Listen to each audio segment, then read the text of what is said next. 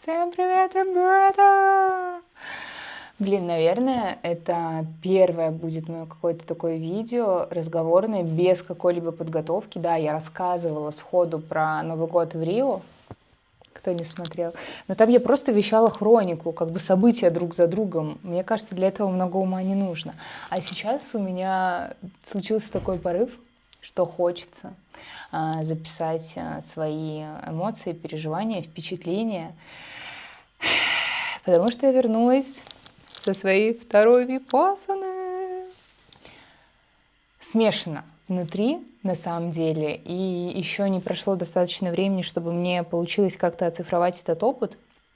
Я решила, что я сделаю это посредством вот таким вот. Я, правда, даже не представляю вообще, о чем я буду вещать и как говорить, но, наверное, как-то сложится, как-то будет, что-то получится. Попробуем. Я помню, как после первого курса у меня было дикое желание снять видео, но я к нему так долго готовилась, вы не представляете. Мне сначала нужно было найти какое-то вдохновение, чтобы написать сценарий. Сценарий я писала, когда летела из Ниццы в Рим. Там, конечно, лететь недолго, но чтобы вы понимали, я села, и я ни разу не оторвала ручку от бумаги, пока самолет не приземлился. Рядом со мной, помню, сидел молодой человек, он такой говорит: девушка, вы что, писатель?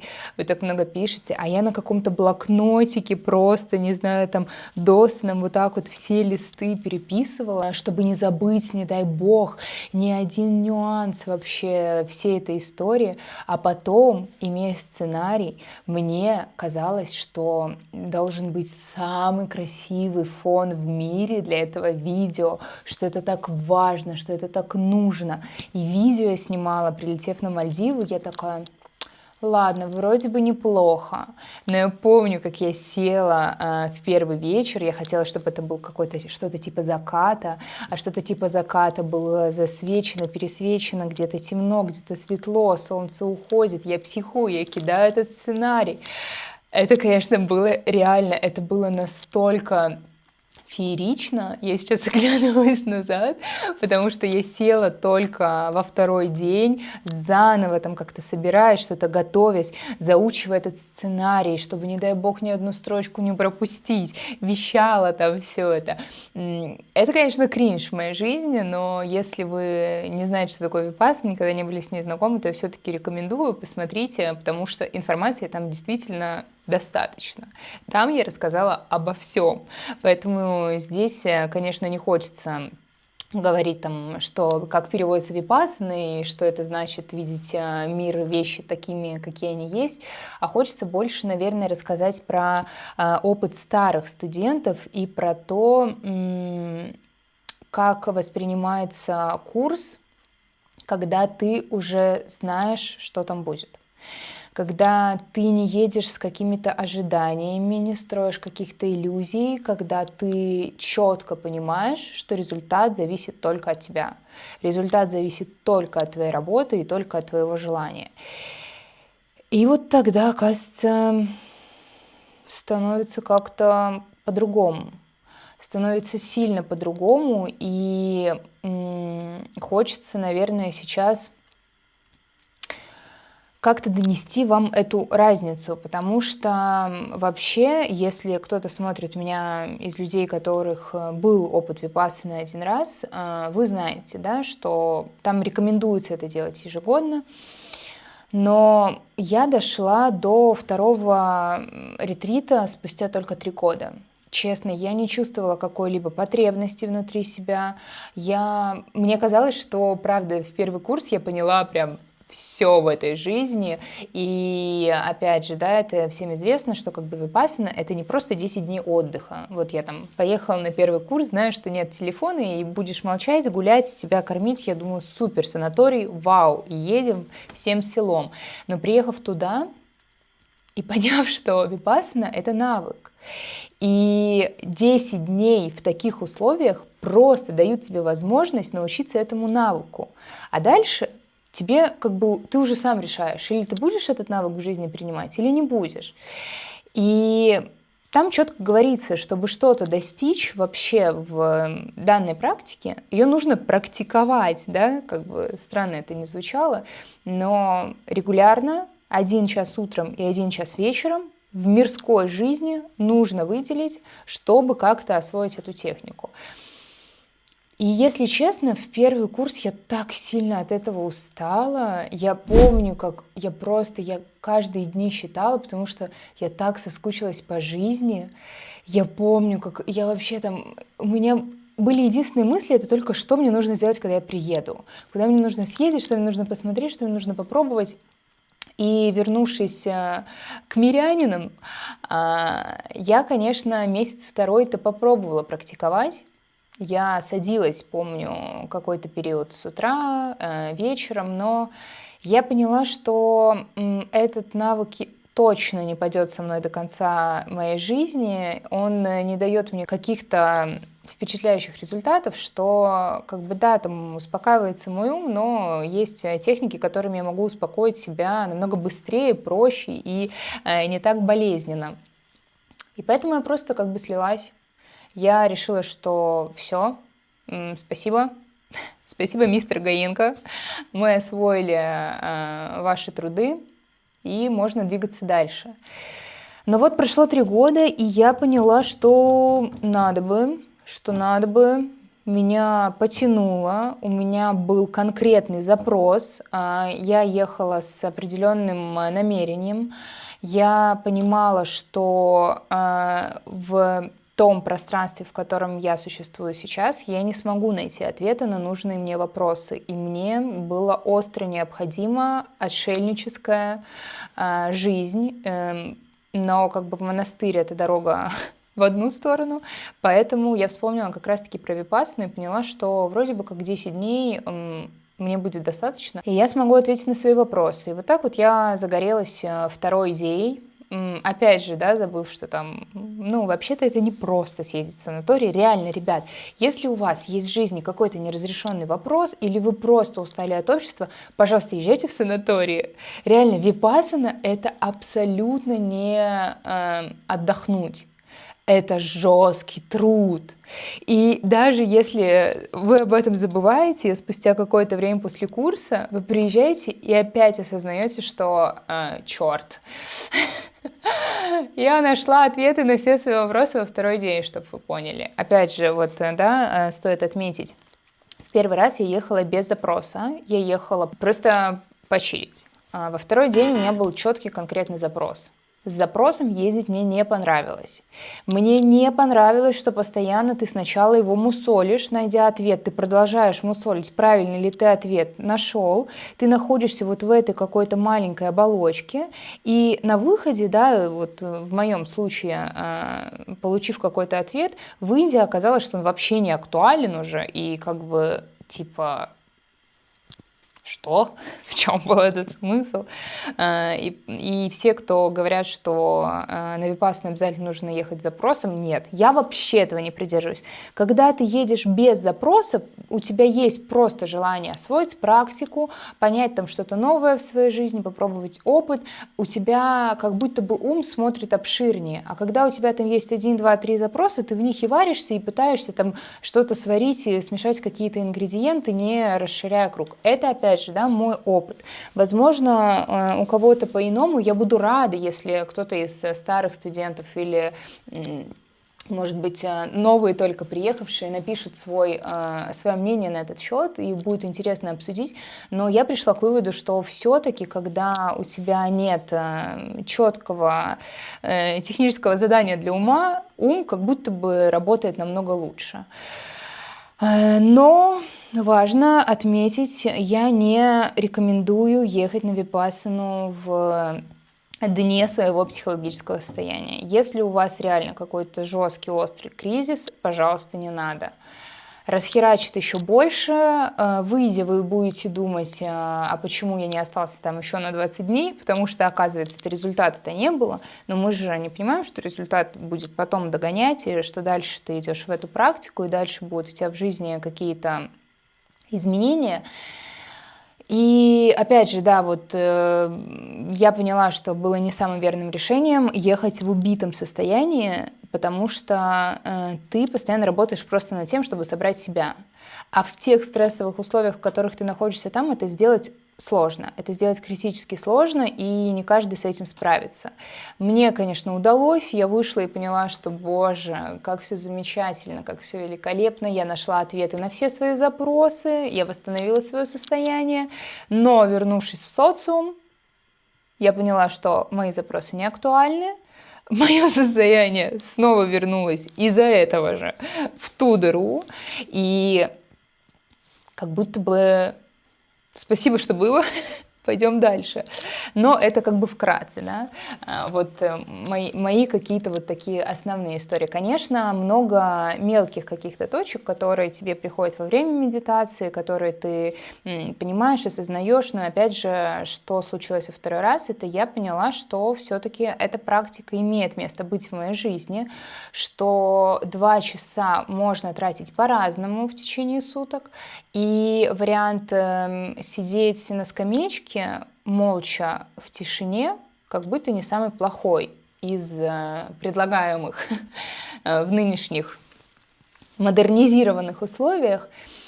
И я решила попробовать. Вот уже прошло несколько дней, я держусь с твердым намерением, с твердой решимостью. Может быть, это сказалось то, что когда ты старый студент, ты общаешься с теми, кто приезжает в 10-й, в 12-й раз и рассказывают тебе свои какие-то истории, свой опыт медитации. И еще один из поинтов — это то, что на 10-й день я поняла, что мне было мало. Я поняла, что у меня только как будто бы стало что-то раскладываться, и я такая, ну да, вроде в голове все убрано. Но если бы был 11, 12, 13 день, я думаю, что результат был бы намного лучше, а на 21 день все-таки допускают с регулярной практикой. И вот я не знаю, как сложится, да, я не могу там предсказывать будущего, что-то думать, придумывать, но когда есть за плечами какой-то опыт, ты уже можешь что-то планировать. Не знаю, доеду ли я до 21-дневного ретрита, 45-дневного, но как бы хочется попробовать. Хочется взять эту адитану и хочется посмотреть, к чему это приведет. Но это вот как бы что-то в общем. Значит, что по условиям, да, когда ты приезжаешь, неважно, там, ты новый студент или старый студент, ты принимаешь предписания определенные, ты принимаешь прибежище в Будде, в Даме, в природе и в истине. Опять же, хочется сказать, что випассана — это не религиозное учение. Хотя я считаю, что если в первый день тебе говорят, что это не религия, это религия.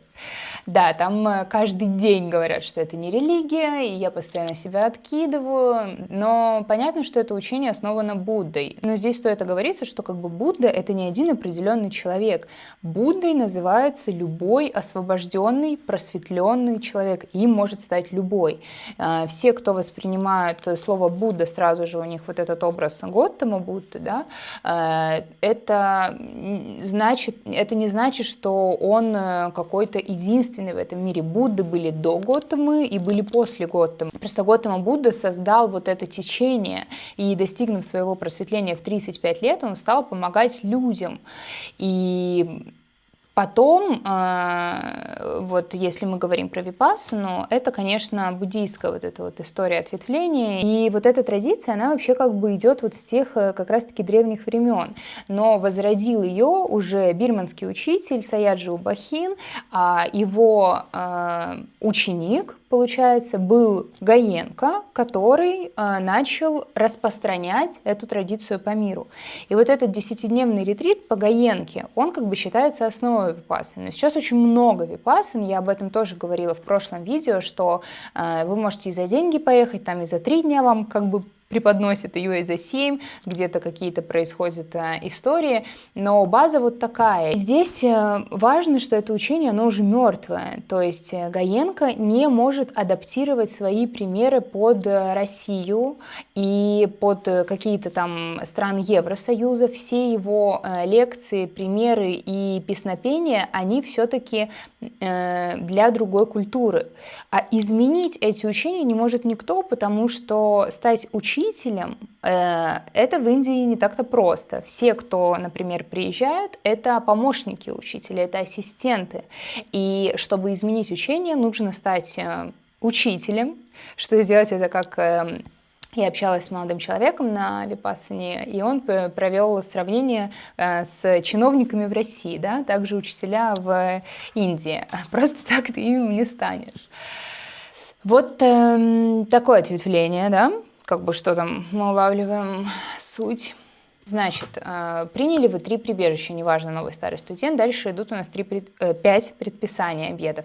Не воровать, не убивать, не лгать, не допускать каких-то сексуальных действий и... не использовать наркотики, любые, да, там алкоголь, табак, неважно что. А потом, если вы старый студент, то добавляется еще 3. То есть для новеньких как бы вот это вот все. Существуйте, выживайте. Для старых добавляется не есть после обеда, значит, до 12 у вас есть завтрак в 6 утра и обед в 11. Все, дальше у вас только вода. Следующее, значит, старые студенты не могут спать на мягких кроватях. Я, конечно, немножко напряглась от этого, но оказалось, что это просто был твердый матрас именно у нас, поэтому я это как-то пережила более-менее. И не украшать свои тела ничем, то есть снять все украшения. И вот как-то так. Значит, я проходила курс под Екатеринбургом. Это был поселок Рефтинское, детский лагерь «Искорка». Условия просто невероятные. Может быть, конечно, в сравнении с Ленинградской областью, где был мой первый курс, и где мы жили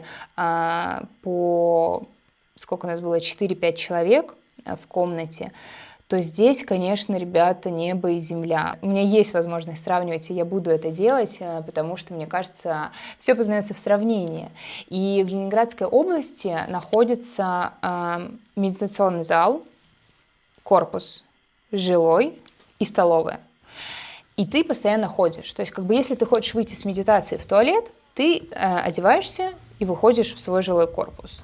Если ты после столовой идешь в медитацию, то ты одеваешься и идешь в медитационный зал. Здесь же все было в одном здании, ну как все, кроме комнат, да, и туалет, и столовая, и медитация, именно у девочек. Сейчас я поговорю про разницу тоже. Извините, что так сумбурно немножечко. Без сценария. Значит, это один просто как бы актовый зал, да, большое здание, корпус. На 2-м этаже столовая, на 1-м этаже медитационный зал, и ты приходишь с утра, из медитации хочешь выйти, выходишь, идешь в туалет спокойно, там у вас обед, вы поднимаетесь в столовую, не нужно ни одеваться, ни вот это вот вся какая-то история, и, соответственно, корпус. Это было у девочек. У мужчин было немножко иначе, потому что у них был другой вход в медитационный зал, то есть как бы черный вход в корпус, понимаем, да? И для того, чтобы подняться в столовую, все-таки нужно было одеться и подняться по лестнице. Чтобы сходить в туалет, нужно было одеться и выйти в корпус. Но, слава богу, как бы привилегии были отданы женскому полу, поэтому мне такой опыт понравился. Но это, конечно, сильно расхлябывает, потому что ты слышишь, как новые студенты, когда им просто становится скучно, сложно, они просто такие, типа, выйду. А когда ты понимаешь, что тебе нужно выйти на улицу зимой, то все-таки ты подумаешь и как бы все-таки останешься в зале. Но, разговаривая с парнями, они сказали, что наоборот, проветрить мозг и голову не было ни капли лишними, и они с удовольствием выходили, одевались каждый раз. Но мне понравился опыт реального существования вот в какой-то такой экосистеме, это мне показалось достаточно удобным. Про распределение по корпусам, да, один корпус был мужской, соответственно, следующий был служащих и следующий женский. В первый день я очумела, сколько идти, потому что в Питере это было там, не знаю, 10 метров, а здесь метров 200-300, и я такая, ого, это прям много. Но потом как будто уже мозг привык, и я понимала, что супер, есть возможность погулять. Опять же, несколько тактик прохождения курса. Кто-то постоянно гуляет, да, у вас есть перерывы после обеда, после завтрака, и кто-то вот просто всегда гуляет, сидит, продолжает медитировать, что-то делает. Моя тактика была спать. Во-первых, я приехала из другого часового пояса, и 8, 9, 10, короче, сколько-то там много часов, 8, да, не буду врать. 8 часов сказались сложно. Мне было как-то вот так вот перестроиться. И первые 2 дня, конечно, на пане у меня снова мозг начал меня отрубать. И первые 2 дня... Я думала, что на первом курсе мне как бы сложно и непонятно, потому что медитировать не умею. Но приехав сейчас, да, в моей жизни, кстати, оговорка тоже, что поехав на випассану, я никогда в жизни не медитировала. И у меня получилось, что сначала у меня появилась випассана, а потом уже там чопра, деконцентрация, саль, там и так далее. И когда у тебя уже есть опыт какой-то там выход из тела, и ты едешь на випассану снова, я боялась, что как бы накроет жестко и накроет сильно. Мне правда боялась, что я куда-то отлечу, перелечу, но прошло все замечательно, потому что я вспомнила, да, опять, что випассана — это таки про тело, и ты находишься постоянно в своем ощущении и контактах, и это как-то сильно осаживает. А чем больше ты знаешь, тем больше получаешь.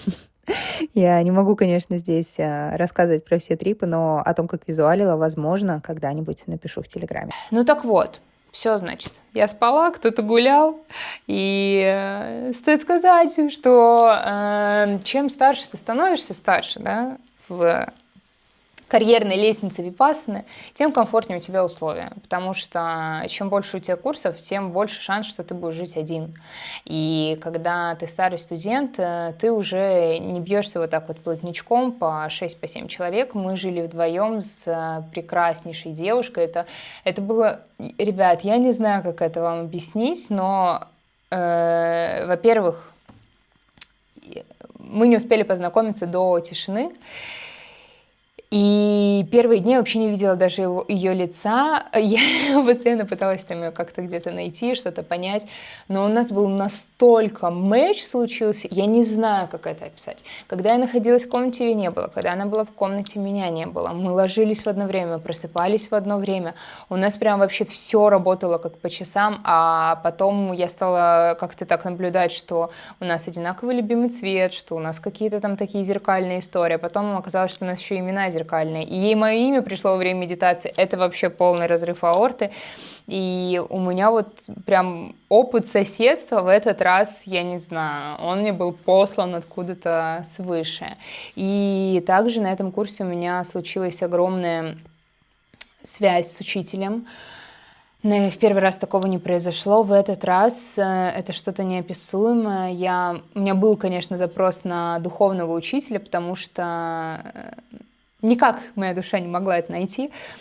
А здесь произошло что-то невероятное. Я, несмотря на то, что я сидела, например, да, с закрытыми глазами, всегда понимала, когда выходит учитель. Я всегда чувствовала присутствие, я осознавала ее мету.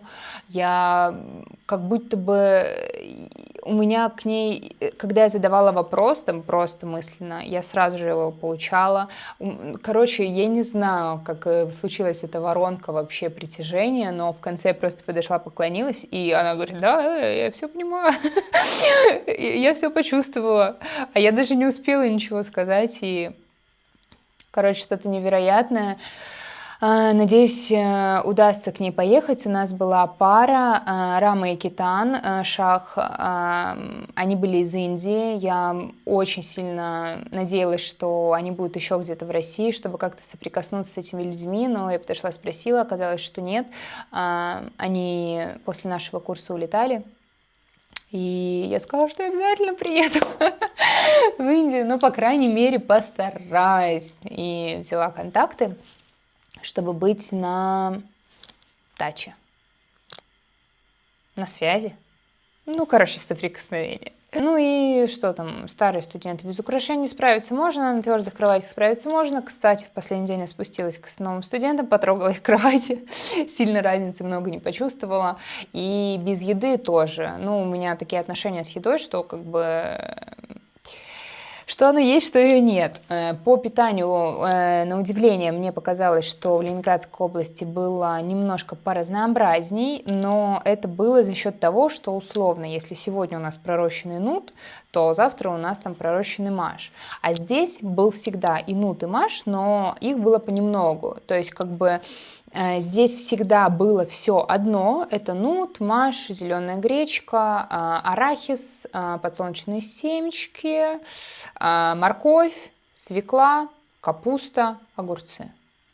Плюс-минус. Фасоль. Ну, как бы вот что-то такое. А в Питере были, по сути, плюс-минус, наверное, те же самые продукты, я сейчас уже точно не вспомню, но они чередовались. И казалось, что в этом и есть разнообразие, что сегодня как бы у тебя свекла, а завтра у тебя морковь.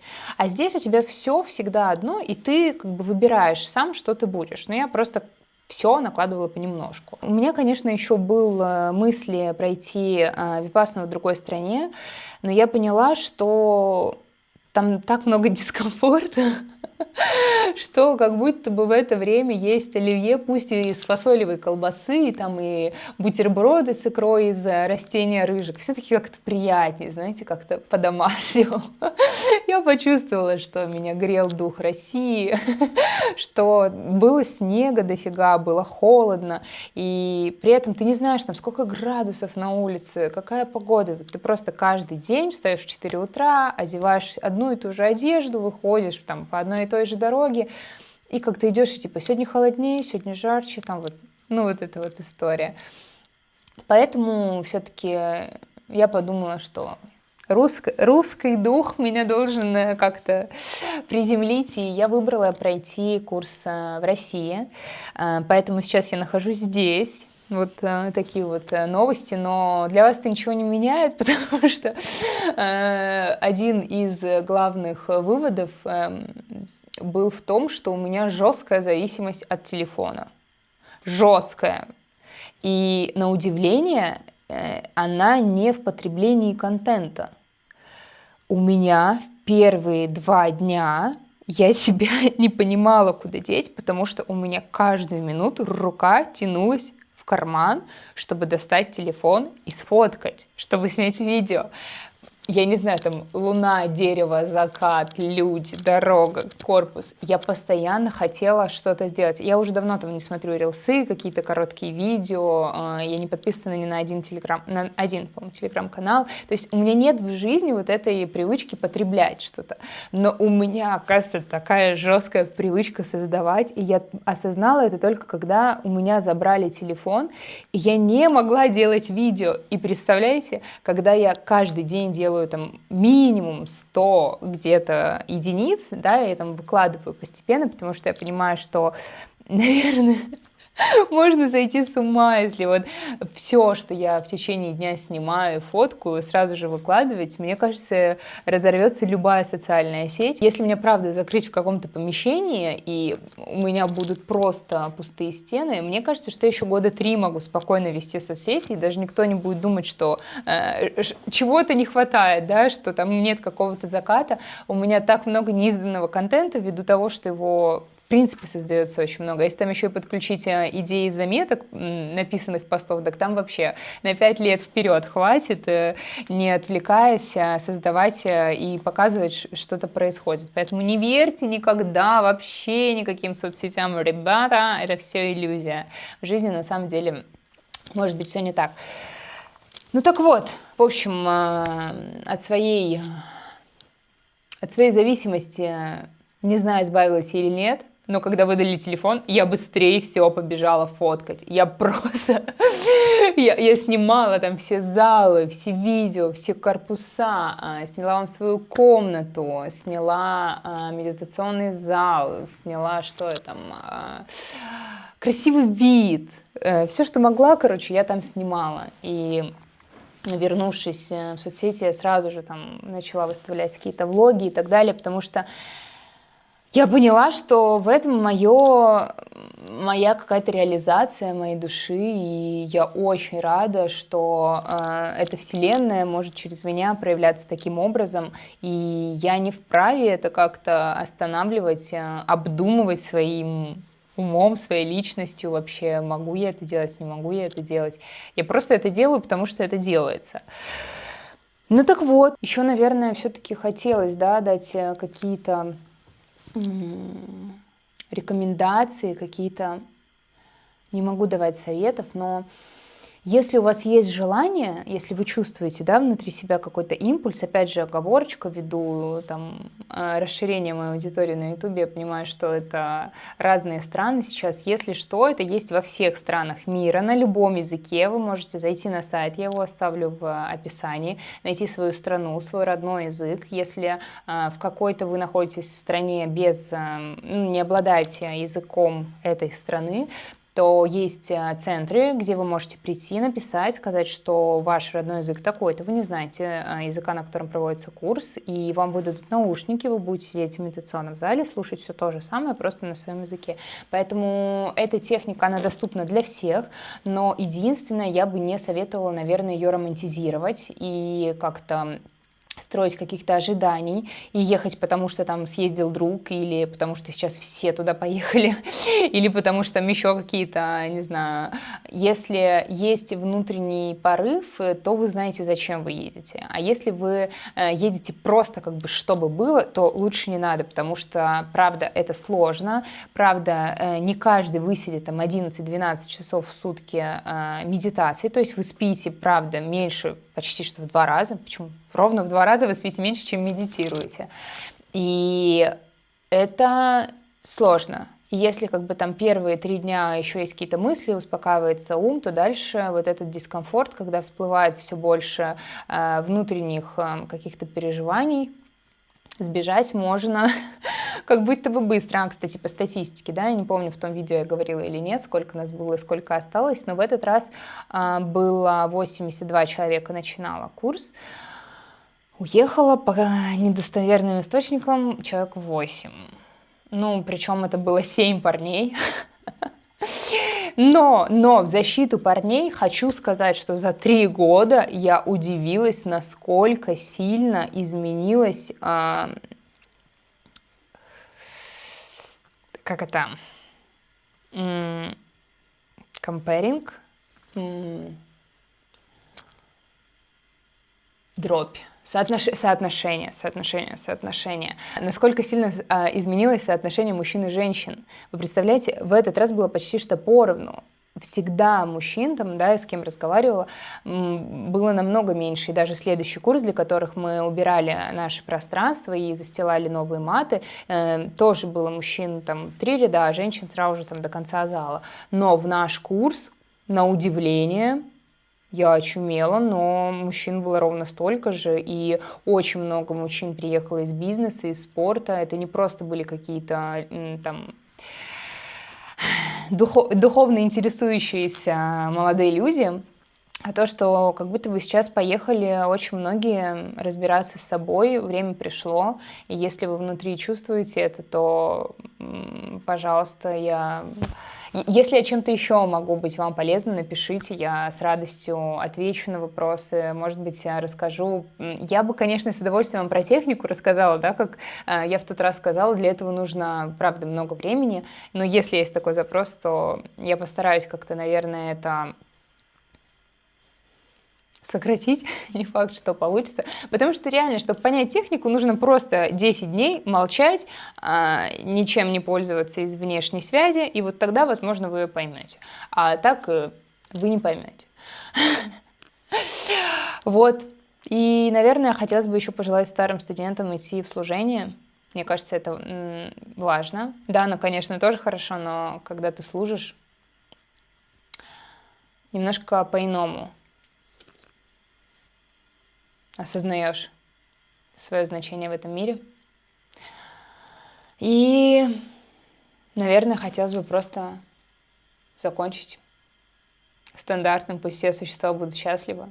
Это правда так. И, наверное, это был тот раз, когда мне удалось это испытать, потому что на первом курсе я просто, как в лекциях и говорится, говорила «саду, саду, саду». А во второй раз я полкурса этого не говорила, потому что не чувствовала. Потом я как будто это стала немножечко произносить, а в конце я почувствовала. В мета-день я поняла, что мне удалось это прочувствовать, мне удалось отпустить незавершенные какие-то свои обиды. И я теперь действительно говорю о том, что очень сильно хочется, чтобы все существа были счастливы. И если вам для этого нужно попробовать випассану, неважно, в первый, второй, в третий, четвертый, пятый, 10 раз, то делайте это. Это доступно, и мне кажется, что это важно. Спасибо вам за просмотр! Следующий влог, не знаю, откуда будет, но вроде США что-то монтируется. А может быть, там еще пару сюрпризиков. Подписывайтесь, оставляйте комментарии, давайте пообщаемся, может быть. Есть у кого-то желание обсудить випассанский опыт или, может быть, какой-то другой опыт ретритов. И если вам вообще интересно, потому что мне казалось раньше, что моя духовная часть немножко странна в этом обществе, и как будто бы нужно ее засовывать куда подальше. И ты можешь наедине там что-то шаманить, а на ютубе не можешь. На ютубе как будто другой, да, образ был. Ну вот как-то вот так вот соединилась, раскрепостилась, появилась. Если откликнулась, дайте знать, я буду очень сильно рада. Подписывайтесь на мой телеграм-канал, на инстаграм. Буду радовать вас контентом, потому что я обожаю это делать. Это мое истинное я. И надеюсь, что вы найдете свое предназначение, потому что это замечательно. И не врите себе никогда. Блин, столько всего вам хочется пожелать, но я понимаю, что то, что вам нужно, знаете только вы. И там неважно, кто что вам говорит извне, вот что вам хочется внутри. Быть там честным, смелым, добрым, сильным. Пусть вот это у вас сбудется, а не то, что вам говорят, будьте здоровы. Может быть, вам классно быть нездоровым. Обнимаю вас всем своим сердцем. Пока.